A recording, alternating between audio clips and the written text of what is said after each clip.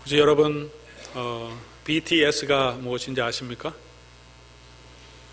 BTS가 무엇인지 아십니까? 예, 아시는 분도 계시고 뭐 쓴소리 하나 이렇게 쳐다보시는 분도 계시는 것 같은데, 방탄소년단은 아십니까? 예, 방탄소년단의 영어 이름이 BTS입니다. BTS를 모르시는 분은 요즘 9세대 취급을 받는다고 그렇게 하는데, 저도 작년까지 잘 몰랐습니다. BTS, 방탄소년단 뭐 이러면 들어본 것 같긴 한데 정확히 잘 몰라서. 근데 작년에 아메리칸 뮤직 어워드에 초청받아 와서 공연도 하고 그다음에 시상을 하면서 굉장히 유명해졌죠. 미국 미디어에도 막 나오고. 그래서 제가 뉴스를 보다가 야, 쟤네들 너 아냐? 들어봤냐? 그랬다가 제가 엄청나게 제 딸에게 9세대 소리를 들었습니다. 어떻게 그것을 모르냐? 방탄소년단을 모르냐 아빠는. 그렇게 해서 제가 좀 찾아봤습니다. 이게 얼마나 유명한가? 유튜브를 좀 이렇게 찾아봤더니 정말 유명하더라고요. 한국 사람뿐만이 아니라 뭐 미국 사람, 백인, 흑인 뭐 TV 틀어놓고 노래 나오는데 같이 따라하면서 막 이렇게 막 열광하는 그런 비디오들이 막 올라와 있고, 스페인에, 독일에, 러시아에 있는 사람들, 아르헨티나 뭐 온 세계의 사람들이 아주 열광하더라고요. 그래서 올해 또 상을 받았고, 이번에 나온 앨범은 이제 빌보드 차트 1위가 됐다. 그런 정말 놀라운 일들이 일어나고 있는 것을 보게 되었습니다. 인기가 참 대단하다. 그리고 이번에 월드 투어 뉴스를 보니까 월드 투어 이게 콘서트 하는 거 티켓이 발매 시작하자마자 얼마 안 돼서 전 세계 끝이 다 동이 나와서 아마 암표가 수십 배 이상이 되는 암표가 이제 돌아다닐 것이라는 얘기들이 나오고 있습니다. 비틀즈의 인기를 비길 수는 없겠지만 아마 그 정도의 인기를 지금 누리고 있는 것 같다고 생각됩니다. 인기가 있다는 것, 사람들의 지지를 받는다는 것은 좋기도 하지만 굉장한 경제적인 효과와 영향력도 있습니다. 유명하기 때문에 CF 하나 촬영하려고 하더라도 아마 부르는 것이 이제는 값이 될 것 같죠. 출연료도 엄청나게 올라가고, 그래도 섭외하려고 미국도 그렇고 한국도 그렇고 아마 방송사들이 많이 노력하고 있습니다. 영향력도 대단합니다. 이들이 한 행동, 이들이 입었던 옷, 이들이 하는 모든 것들 젊은 아이들이 보면서 따라하려고 하고 굉장한 영향력을 미칩니다. 연예인들과 마찬가지로, 가수들과 마찬가지로 정치인들도 대중적인 지지가 필요합니다. 지금 한국도 선거를 하고 있고, 미국도 지난번에 이제 선거가 있었습니다. 예비 선거가 있고 11월 달에 이제 본 선거가 있습니다. 선거를 할 때는 늘 사람들의 지지가 있어요. 표를 한 표라도 더 얻으려고 쇼라고 우리가 다 알고 있지만 오만 쇼를 다 하죠. 정책도 사람들이 원하는 정책들을 막 만들어서 발표합니다. 상대방이 서로가 포퓰리즘이라고 얘기하긴 하지만 선거가 되면 다 합니다. 표가 필요하기 때문에 사람들의 인기 또 사람들의 지지를 얻기 위해서 그렇게 합니다. 아무리 절대 권력자라도, 독재자라도, 왕이라도 백성들의 지지가 없으면 결국은 그 정권은 넘어질 수밖에 없는 것은 우리가 역사를 통해서 잘 알고 있습니다. 그만큼 대중적인 인기 또 대중적인 지지가 굉장한 영향력과 파워가 있습니다. 한 사람 한 사람이 아무것도 아는 보잘것없는 사람들 같지만 함께 뭉치고 그들이 지지를 보내면 엄청난 파워, 엄청난 영향력이 있습니다. 오늘 7절에는 예수님께서 이런 대중적인 인기를 굉장히 얻었던 상황을 기록해 주고 있습니다. 어떤 상황이었냐 하면 7절 말씀 보면 예수께서 제자들과 함께 바다로 물러가시니 그렇게 기록하고 있습니다. 왜 예수님께서 바다로 물러가셨을까요? 가버나움이 원래 바닷가에 있는 도시입니다. 그런데 도시를 떠나서 바닷가로 물러가셨다 하는 것은 이 도시나 마을이 있는 곳을 떠나서 한적한 곳, 사람들이 없는 그냥 완전히 양을 황량한 그런 해변가로 피난하셨다는 것입니다. 왜 피난하셨냐 하면 6절의 말씀 보면 바리새인들이 나가서 헤롯 왕과 함께 어떻게 하여 예수를 죽일까 의논하니라. 단순히 예수님과 대적하고 율법을 가지고 논쟁하는 것이 아니라 이제 예수를 죽이겠다는 음모가 시작되고 있습니다. 예수님의 사역이 점점 커가고 있는데, 특별히 예수님께서 하시는 사역과 메시지가 바리새인들이 이때까지 해왔던 그들이 가르쳤던 율법의 전통에 대해서 도전하고 그들이 가지고 있던 위선적인 모습들, 경건의 모습들을 지적하니까 그것이 또 사람들 가운데 굉장히 많이 퍼져가오니까 그들의 주의가 흔들리고 그렇게 되기 때문에 바리새인들이 예수님을 좋아하지 않습니다. 제거하려고 합니다. 헤롯 땅은 어떤 사람들이냐 하면 헤롯을 중심으로 해서 갈릴리 지역의 정치적인 권력을 가지고 있는 사람들이 헤롯 땅입니다. 헤롯이 갈릴리 지방과 그 북쪽 지방을 지금 로마의 권력을 얻어서 분봉왕으로 지금 다스리고 있었던 사람들입니다. 헤롯이 누구냐 하면 바로 세례 요한을 감옥에 가두고 처형했던 왕이 바로 이 헤롯 왕입니다. 세례 요한과 같은 영적인 지도자들이 나타나고 레디컬한 영적인 지도자들이 백성의 지지를 얻고 그 메시지가 백성들에게 자꾸 먹히게 되면 부패하고 도덕적으로 타락한 지도자들은 두려울 수밖에 없습니다. 백성이 그 영향을 받게 되고 헤롯을 공격하고 그의 부도덕함을 공격할 때 백성들이 함께 지지하면 그의 권력 기반이 뿌리채 흔들릴 수밖에 없기 때문에 세례 요한을 좋아하지 않았습니다. 제거하고 싶었는데 제거하지 못한 이유는 민중들의 지지가 너무 많이 있었기 때문에 눈치만 보고 있다가 기회를 얻어서 감옥에 가두고 결국은 처형시켰습니다. 그런데 이제 세례 요한보다 더 강력한 영적인 운동을 하는 게르스메릭 하는 지도자가 또 나타났습니다. 이 사람이 같이 일하니까 바리새인과 헤롯 땅이 이제 뜻이 같아집니다. 이거 제거해야 되겠다. 복음의 역사가 나타날 때 늘 부패한 지도자들, 이 땅의 죄의 권력을 가지고 있는 사람들은 이 복음을 제거하려고 하는 그런 운동들이 일어납니다. 이 시대에 예수님께서 그 사람들의 음모를 아시고 바닷가로 지금 이게 피난해 가는 상황입니다. 아마 이때가 위기의 순간이고 사람적으로, 인간적으로 보면 대중적인 지지가 가장 필요한 시기였다고 생각이 됩니다. 이때 예수님의 사역을 보호하고 이 복음 사역이 더 왕성하게 일어나고 바리새인들과 헤롯 땅의 정치적인 음모에서 이겨나갈 수 있다면 그 유일한 힘은 민중들의 지지가 있으면, 백성들에게 지지가 있으면 충분히 감당할 수 있습니다. 그런 모습들이 지금 생겨나고 있습니다. 그전의 지지보다 더 큰 지지들을 사람들이 예수님께 보내주고 있고 큰 무리가 예수님께 다가왔습니다. 7절과 8절 말씀 보면 갈릴리에서 큰 무리가 왔고 8절 말씀에도 유대와 예루살렘, 이두메와 요단강 건너편과 유대와 예루살렘, 이두메는 남쪽 지방입니다. 예수님 지금 북쪽에서 사역하고 계신데 남쪽 유대 지방과 그다음 그 중심이 되는 가장 큰 도시인 예루살렘에서뿐만 아니라 그 유대보다 더 남쪽에 에돔 지파가 살고 있었던 남쪽 지방이 지금 말하면 지금 시내 반도 북쪽 지방이죠.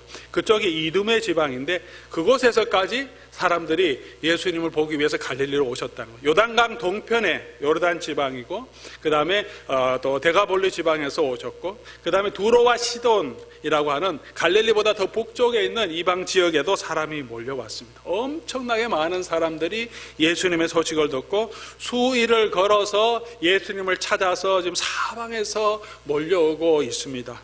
예수님은 정치적인 입지가 굉장히 약해지고 권력가들은 예수님을 죽이려고 하는데 종교 지도자들은 예수님을 모함하여 죽이려고 하는데 군중들의 지지는 점점 더 커져가고 있습니다. 세례요한이 예수님이 자기보다 더 큰 자라고 했는데 오늘 예수님의 사역을 보면 세례요한보다 더 큰 영향력을 가지고 있음을 우리에게 마가는 일부러 보여줍니다. 마가복음 1장 5절에 보면 온 유대와 예루살렘이 세례요한의 세례를 받기 위해서 왔습니다. 유대와 예루살렘입니다.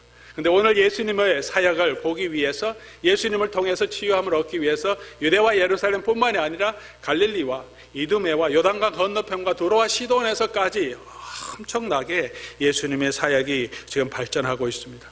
더 놀라운 것은 11절과 12절에 보면 더러운 귀신들도 어느 때든지 예수를 보면 그 앞에 엎드리고 꼬꾸라집니다. 귀신들도 예수님 앞에 벌벌 떨고 그들이 예수님은 하나님의 아들이라고 막 선포합니다. 귀신의 능력을 제어하고 많은 군중들의 지지를 얻는 이런 능력들이, 소문들이 더 나타나게 된다면 예수님을 죽이려고 하는 정치 지도자들을 두려움 없이 예수님의 사역과 예수님이 하시고자 하는 일들을 더 강력하게 추진할 수도 있을 것 같은데 예수님께서는 이런 군중들의 지지들을 약간 경계하시는 모습을 오늘 보여주고 있습니다. 그리고 그를 예수님을 하나님의 아들이라고 말하고 있는 이 귀신들, 더러운 귀신들로 하여금 잠잠하게 하십니다. 그런 얘기를 못하게 하십니다. 우리가 생각하기에는 이런 대중적인 지지가 있어도 예수님께서 초심을 변하지 않고 말씀을 잘 가르치면 오히려 더 큰 영향력이 나타나지 않을까 생각할 수 있습니다.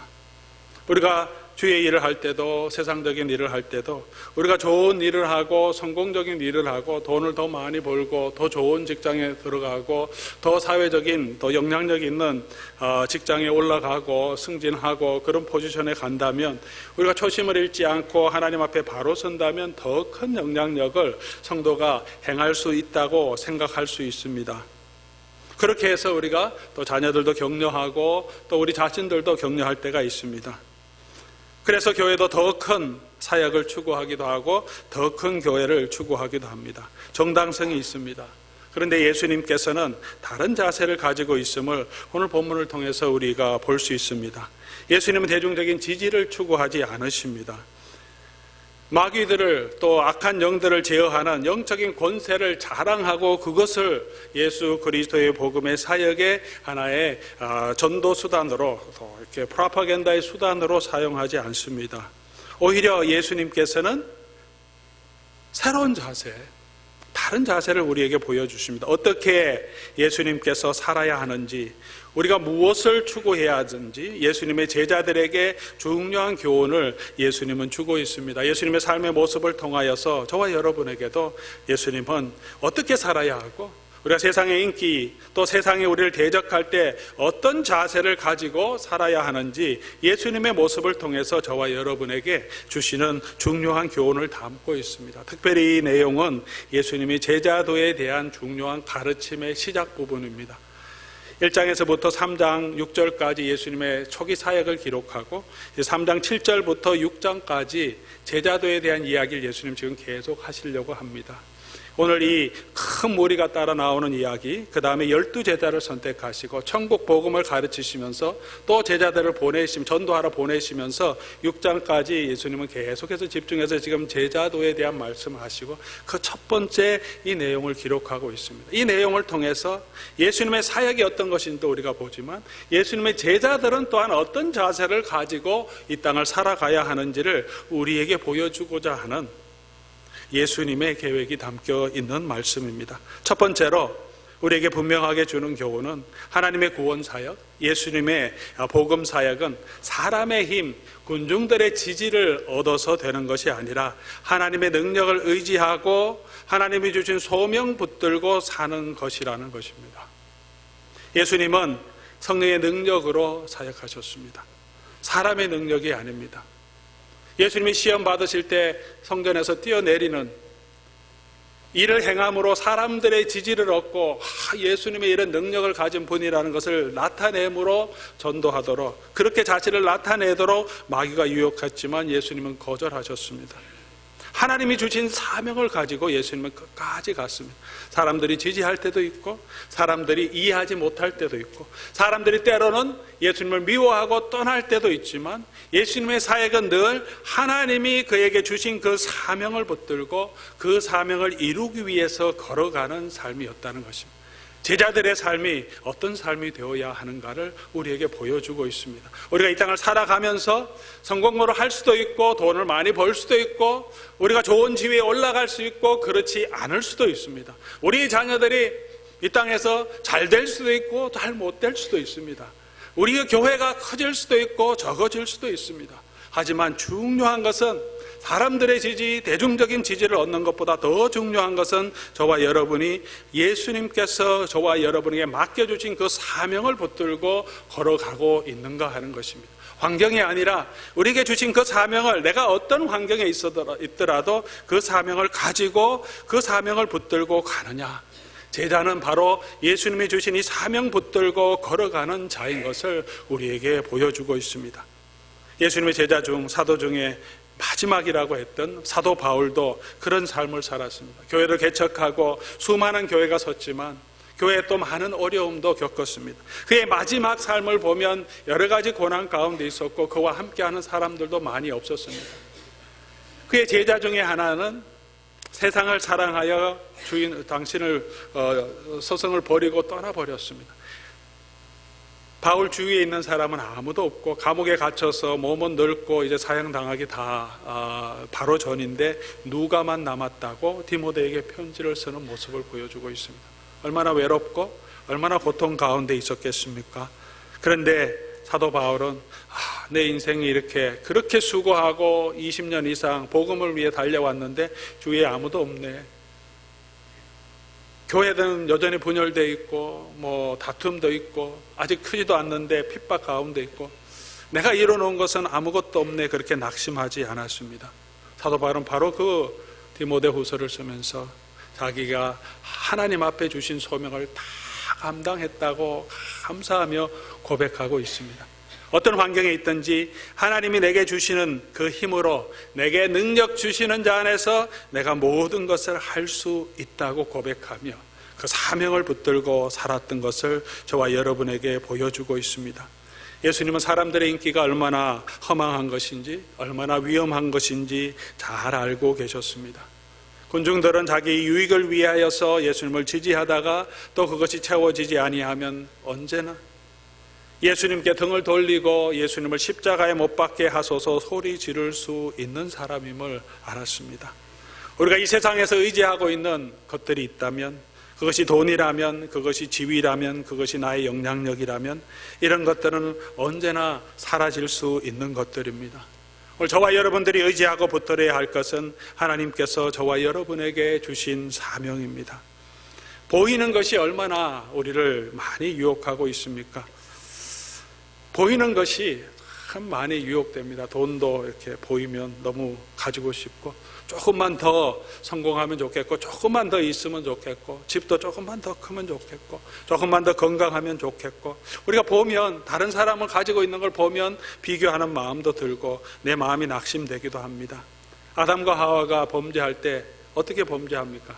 선악과를 보니까 마음에 들었습니다. 보니까 너무 아름답고 보니까 너무 탐스럽고, 그렇게 우리의 눈을 통하여서 세상은, 마귀는 계속해서 우리를 유혹하면서 하나님을 바라보지 못하게 하고 세상의 것들을 바라보게 하고, 그것을 가지면 내가 참 행복을 누릴 수 있을 것처럼 우리를 유혹하고 있습니다. 이런 시대에 예수님이 하나님의 사명을 붙들고 하나님의 성령의 능력을 의지하고 섰던 것처럼 저와 여러분들도 하나님을 바라보고 굳건하게 서갈 수 있기를 바랍니다.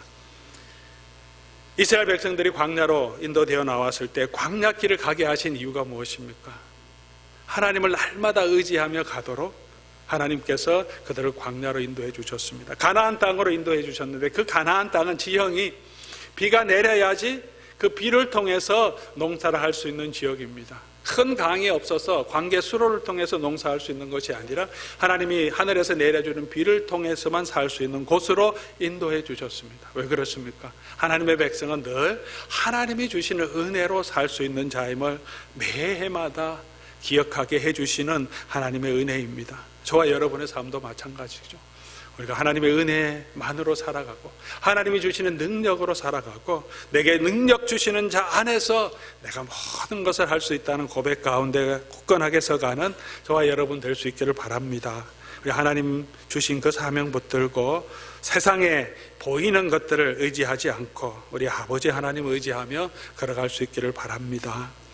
두 번째 우리가 배울 수 있는 것은 예수님께서 이렇게 찾아온 무리들의 그 마음을 다 채워주지 아니하시는 모습을 통해서 우리에게 주시는 교훈, 아주 중요한 교훈들이 있습니다. 10절 말씀 보면 많은 사람들이 예수님께 찾아왔는데 이 사람들은 병으로 고생하는 자들이 참 많았다, 그렇게 말합니다. 그래서 그 소문을 듣고 와서 예수를 만지고자 몰려왔다, 그렇게 말합니다. 병으로 고생하는 자들이라고 말합니다. 아마 여러분 중에서도 지금도 병을 가지고 계신 분들이 계실 겁니다. 또 가족들 중에 병이 있고 또 항암 치료를 하고 계신 분도 계시고 위에서 기도하고 계신 분도 계십니다. 내 몸에 병이 있을 때, 사랑하는 가족의 병이 있을 때 여러분 마음이 얼마나 안타깝습니까? 우리 질병 중에 있는 우리 성도님들 방문하면 참 안타까운 애처로운 마음이 있습니다. 정말 병을 하나님께서 치유해 주시면 좋겠다, 또 그런 간절한 마음이 있고 또 그런 가족들의 간절한 마음을 느낄 때가 참 많이 있습니다. 그렇게 병으로 고생하는 사람이기 때문에 얼마나 간절한 마음으로 예수님께 나아왔겠습니까? 그전에는 예수님께서 나아오는 사람들을 다 고쳐주셨어요. 안식일에도 저녁 늦게 예수님께서 집에 있을 때 사람들이 밤늦게 막 찾아왔는데 그들을 다 늦은 시간까지 다 고쳐주셨는데, 오늘 이 본문에서는 예수님께서 조금 경계하시는 모습을 보여줍니다. 왜냐하면 다 들어주시지 않고 이 사람들이 마구 밀고 오기 때문입니다. 배를 타고 예수님이 떠나지는 않으시는데 잠깐의 거리를 두고 예수님께서 조금 거리를 두고 대기하도록, 배를 대기하도록 해서 배를 타고 약간 거리를 두고 사람들이 예수님 막 밀치지 못하도록 하고 있습니다. 다 고쳐주시면 좋겠는데, 저와 여러분이 가지고 있는 모든 기도의 제목들, 우리의 소원들, 예수님께 간절한 마음으로 왔을 때 다 예수님께서 보살펴 주시고 그 자리에서 다 고쳐주시면 좋을 것 같은데, 예수님께서 지금 잠깐 거리를 두시고 기다리십니다. 사람들은 가고 싶은데 갈 수 없을 정도로 조금의 거리를 두십니다. 버리지는 않으시는데, 떠나지는 않으십니다. 무리들이 어떤 생각을 가지고 지금 예수님께 찾아왔습니까? 간절한 마음과 함께 손만 대면 나을 거라고 그런 이교적인 주술적인 생각을 가지고 있습니다. 예수님께 나와서 겸손하게 엎드리는 것이 아니라 손만 대면 나을 것이라고 이런 그냥 기대감을 가지고 마구 예수님께 자기 욕구를 충족하기 위해서 달려오는 상황입니다. 그럴 때 예수님께서 잠깐 거리를 두십니다. 아마 저와 여러분들도 우리의 요구를 가지고, 우리의 간절한 소원을 가지고, 우리의 질병의 문제를 가지고, 가정의 문제를 가지고 예수님 앞에 나올 때 예수님께서 바로 들어주지 아니하시고 예수님께서 조금 거리를 두고 계시는 것 같은 그런 느낌이 들 때도 있지 않습니까? 바로바로 다 들어주시면 얼마나 좋겠습니까? 근데 바로 응답이 되지 않습니다. 예수님 나를 찾아와 주시고 나를 위로해 주시고 그런 은혜를 주시면 좋겠는데, 그렇지 않고 예수님과 나의 사이에 어느 정도 간격이 있는 것 같은 생각이 들 때도 있을 것입니다. 왜 그럴까? 예수님 배를 거리를 두신 이유가 무엇이겠습니까? 첫 번째는 예수님의 사역에 대한, 예수님의 존재에 대한, 예수님이 누구신가에 대한 오해를 방지하기 위해서입니다. 그대로 다 허용하시면 예수님 밀려서 상처도 받을 수 있겠지만, 육체적으로 무엇보다도 사람들이 예수님 만지고 치유함을 얻었다고 그렇게 돌아가서 예수님은 그냥 만지면 치유함을 얻는 사람이라고만 사람들이 선전할 수 있기 때문입니다. 예수님이 그 목적을 위해서 오신 분이 아니기 때문이죠. 또 무리들의 요구는 그들이 가지고 있는 욕구를 들어준다고 해서 그것이 진정으로 그들의 삶의 모든 문제를 해결해 주시는 것이 아니기 때문이죠. 사람들이 가지고 있는 욕구는 채워지더라도 다시 또 다른 욕구가 생기게 마련입니다. 우리의 마음속에 가지고 있는 욕심들, 우리의 소욕들은 채워질 수 없는 그런 우리의 마음들을 가지고 있습니다. 육체의 질병을 치유하고 나면, 한 질병이 치유하면 또 다른 병이 또 생기면, 또 며칠 지나면, 몇 년 지나면 또 다른 질병이 있어요. 또 간절히 구합니다. 또 기도하고 또 치유함을 얻었다고 하면 또 다른 질병이 또 있습니다. 우리가 이 땅을 살아가는 동안 질병은 늘 우리에게 있습니다. 삶의 문제도 마찬가지죠. 하나가 해결되면 또 다른 문제가 있습니다. 그것을 해결하기 위해서 살아가면 우리의 마음속에 채워지는 것이, 그러면 다 만족이 되느냐? 그렇지 않다는 것을 예수님은 너무나 잘 알고 있기 때문입니다. 자기에게 몰려오는 그 사람들 다 치료해 준다고 그 사람들의 모든 문제가 해결되고 궁극적인 문제가 해결되지 않은 것임을 알고 있기 때문에 예수님께서 잠깐 거리를 두고 계십니다. 그러면서 무엇을 예수님이 하기를 원하십니까?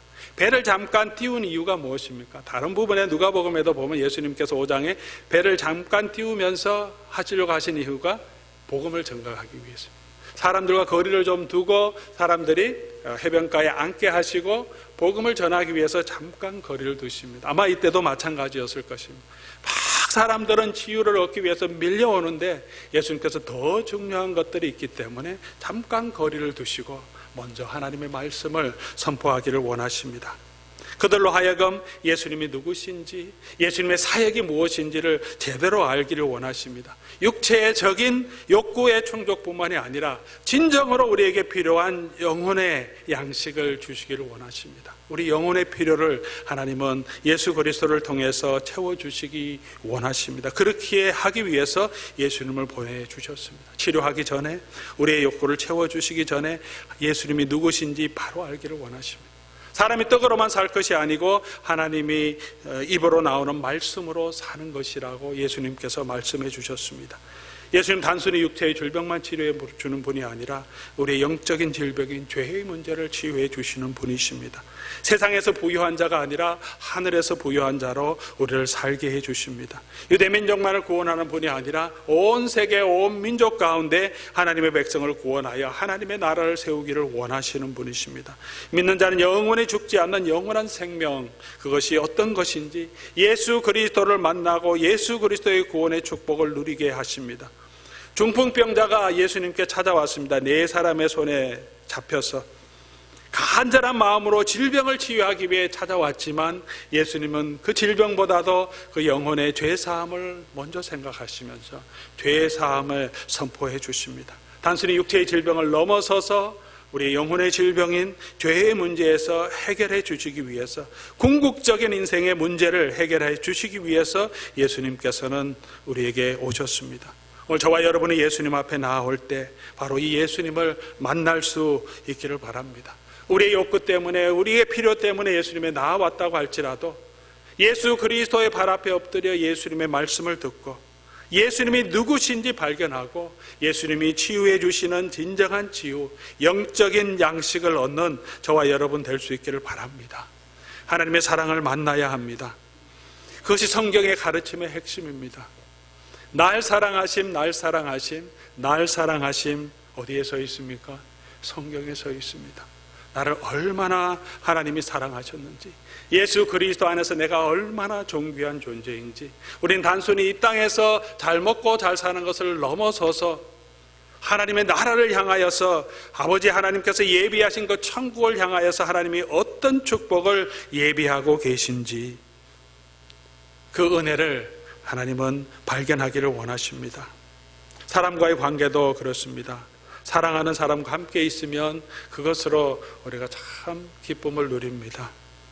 무엇을 먹든지 우리 사랑하는 가족들과 함께 있다는 것이 얼마나 큰 기쁨입니까?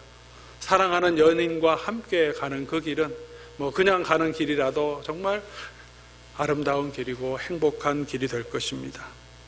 한국의 역대 최고의 사랑의 노래가 있습니다. 아름다운 사랑의 고백을 담은 이 노래의 가사는 이렇게 시작합니다. 저 푸른 초원 위에 그림 같은 집을 짓고 사랑하는 우리님과 한 100년 살고 싶어. 멋쟁이 높은 빌딩 어시제지만 유행 따라 사는 것도 제 멋이지만 반딧불 초가집도 님과 함께면, 님과 함께 같이 산다면, 사랑하는 사람이 있으면 행복한 삶이 아니겠습니까? 사랑이 밥 먹여주냐 이렇게 우리가 얘기를 많이 합니다. 살아보니까 사랑도 좋지만 돈도 필요하더라. 다 그렇습니다. 그런데 밥 먹고 돈 많이 가지는 것보다 정말 부부가 서로 사랑하며 사는 것, 그것에서 나오는 행복보다 더 큰 행복은 없습니다. 돈 많이 있어도 사랑하지 못하는 가정 절대 행복하지 않습니다. 사랑이 밥 먹여주냐 하지만 정말 사랑하면 밥 먹는 것보다 훨씬 큰 기쁨을 누릴 수 있습니다. 우리가 하나님 앞에 나와서 이 아버지 하나님의 사랑을 발견할 수 있기를 바랍니다. 내 필요를 채워주는 그런 예수 그리스도가 아니라 나의 궁극적인 문제를 해결해 주고 나를 사랑하시고 나를 구원해 주시는 우리 아버지 하나님, 우리 주 예수 그리스도를 만나기를 바랍니다. 저 푸른 초원 위에 그림 같은 집을 짓고, 이 노래의 영적인 버전은 이렇게 바꿀 수 있습니다. 내 영혼이 은총 입어 중한 죄짐 벗고 보니 슬픔 많은 이 세상도 천국으로 화하도다. 할렐루야 찬양하세. 내 모든 죄 사함 받고 주 예수와 동행하니 그 어디나 하늘나라. 하나님의 은혜를 아는 자의 고백입니다. 내 영혼이 은총 입어 중한 죄짐 벗고 보니, 나의 필요를 가지고 나의 욕구를 가지고 주님을 따르는 것이 아니라 나의 영적인 필요를 채워주시고 나의 중한 죄짐을 대신 져주시고 슬픔 많은 이 세상에서도 천국의 소망을 가지고 걸어가게 하시는 그 하나님의 은혜와 예수 그리스도의 사랑을 만나는 것, 그것이 우리가 이 세상에 있어도 우리가 풍족하지 않아도 천국의 기쁨을 누리는 하나님이 주시는 은혜와 축복인 줄 믿습니다. 사랑하는 성도 여러분, 왜 예수님을 따르십니까? 왜 예수님을 섬기십니까? 예수님을 만나고 예수님이 주시는 이 은총을 누리는 저와 여러분 될 수 있기를 바랍니다. 주님께서 우리에게 주시기 원하시는 것입니다. 조금 배를 띄우시고 조금 우리의 감정을 예수님께서 진정시키시고 그리고 우리로 하여금 이 예수님의 은혜로운 말씀을 듣기를 원하고 계십니다. 하나님의 말씀입니다. 그가 선포하시는 복음의 말씀을 들을 때 말씀이 생명이 되어서 우리 속에서 저와 여러분 가운데 역사할 때 그 말씀이 우리의 심령을 치유하고 우리의 아픔을 기쁨으로 변화시키고 내 영혼에 하나님이 주시는 소망을 주십니다. 우리가 그 주님을 발견하기를 원하고 하나님의 말씀에 귀를 기울이고 우리 마음을 주님 앞에 드릴 때 주님은 분명히 저와 여러분을 만나주시고 내가 원하는 것을 넘어서서 내게 꼭 필요한 것들을 채워주시며 예수 그리스도의 참된 평화와 기쁨을 누리게 해주실 것입니다. 이 주님을 만나는 그런 축복이 저와 여러분의 삶 가운데 날마다 매주마다 함께 하기를 주님의 이름으로 축복합니다.